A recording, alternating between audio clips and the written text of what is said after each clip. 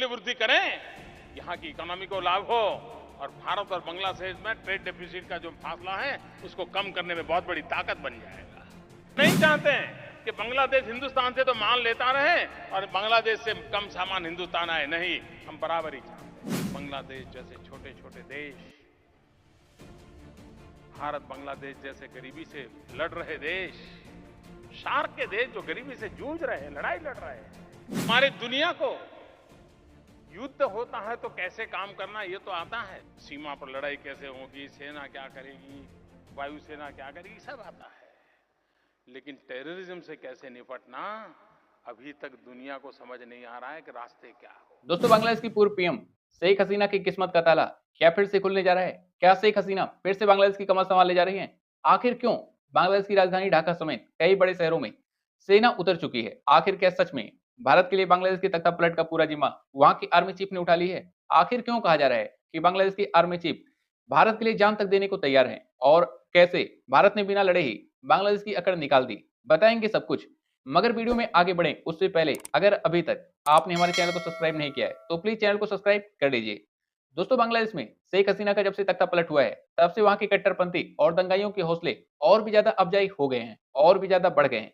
ये वही दंगाई हैं, वही कट्टरपंथी हैं जो बांग्लादेश में शरिया कानून चाहते हैं। और अब बांग्लादेश की आर्मी चीफ का कहना है कि इस्लामिक कट्टरपंथी बांग्लादेश को खत्म करना चाहते हैं। यहां तक कि यूनुस सरकार की बात करें तो यूनुस सत्ता संभालने के बाद ना तो देश में स्थिरता ला पाए और ना ही शांति कायम कर पाए और ना ही आम जनता की कसौटी पर वो खरे उतर पा रहे हैं। इसे सीधे तौर पर समझें तो हर मोर्चे पर फेल होते हुए नजर आ रहे हैं। और नजर क्यों ना आए? क्योंकि जिसकी नींव हिंसा, दंगा और उपद्रव के फलस्वरूप पड़ी हो, जिस देश की सरकार कट्टरपंथी और दंगाइयों के भरोसे चल रही हो, समर्थन पर चल रही हो, उस देश में शांति और स्थिरता भला कैसे कायम हो सकती है? कहा तो ये तक जा रहा है कि भारत, खासतौर पर मोदी विरोधी जो अमेरिका की पूर्व सरकार थी, जो बाइडेन की सरकार और वहां की डीप स्टेट ने मिलकर भारत के इर्द गिर्द अस्थिरता पैदा करने के लिए, भारत को उलझाने के लिए, मोदी सरकार को उलझाने के लिए बांग्लादेश में तख्ता पलट करवाया था। लेकिन अब एक बार फिर बांग्लादेश में भूचाल आने वाला है। राजधानी ढाका समेत कई बड़े शहरों में सेना उतर चुकी है। बांग्लादेश के आर्मी चीफ ने कुछ ऐसा ऐलान कर दिया है जिसे सुनने के बाद पूरा भारत खुशी से झूमने लगेगा। कहा तो ये तक जा रहा है कि बांग्लादेश के आर्मी चीफ वकारुज्जमान वो हर काम करने वाले हैं जो भारत को बड़ी जीत दिला सकता है। कई एक्सपर्ट तो मुहावरे की भाषा में यहां तक बोल रहे हैं कि बांग्लादेश के आर्मी चीफ भारत के लिए जान तक देने को तैयार हैं। बताया जा रहा है कि कुछ दिनों के अंदर ही बांग्लादेश की सत्ता बदलने वाली है। दावा तो ये तक किया जा रहा है कि भारत के लिए बांग्लादेश की तख्ता पलटने की पूरी जिम्मेदारी वहां की आर्मी चीफ ने ले ली है और इसके नतीजे आपको अगले कुछ ही महीनों में दिखने भी शुरू हो जाएंगे। आगे आपको बताएंगे कि बांग्लादेश की आर्मी चीफ पर पीएम मोदी का कौन सा एहसान है जिस कारण से वो भारत के लिए जान तक देने को तैयार है।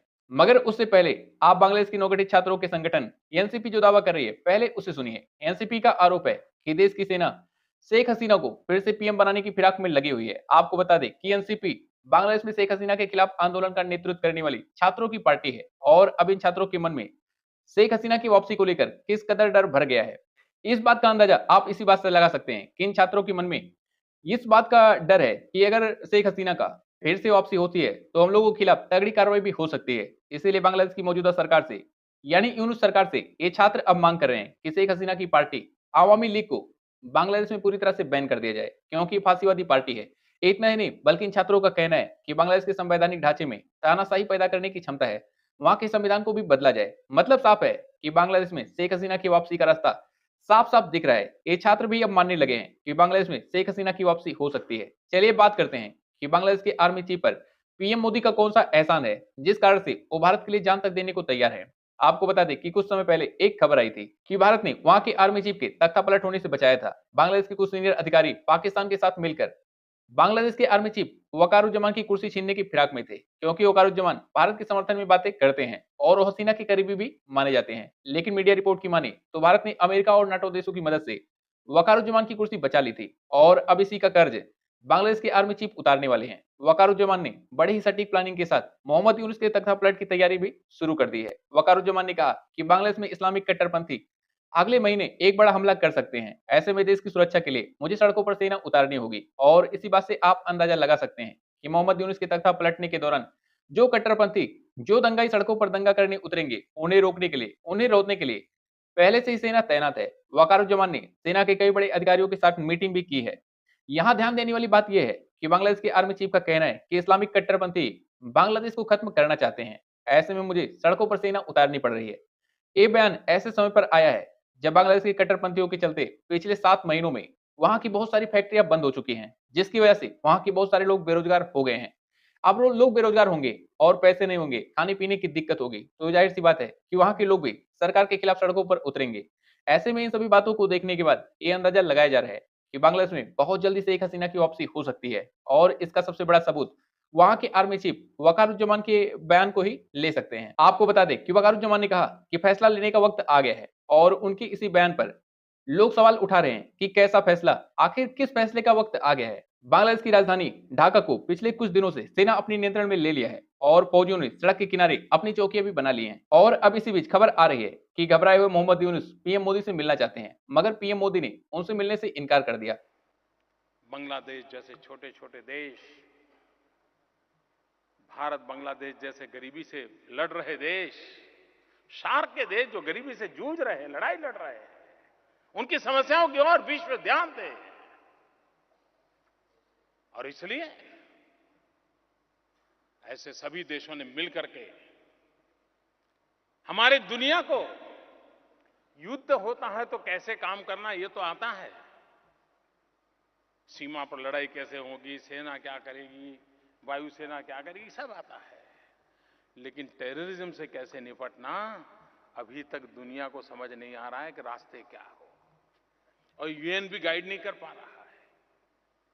मुझे खुशी की बात है कि बांग्लादेश की प्रधानमंत्री एक महिला होने के बावजूद भी डंके की चोट पर कह रही है कि टेररिज्म के संबंध में मेरा जीरो टॉलरेंस है।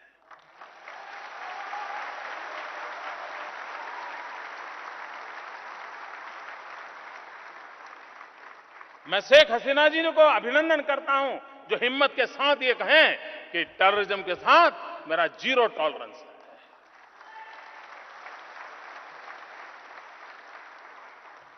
टेररिज्म, इसको कोई सीमा नहीं है, कोई भूभाग नहीं है। भारत तो पिछले 40 साल से उसके कारण परेशान है।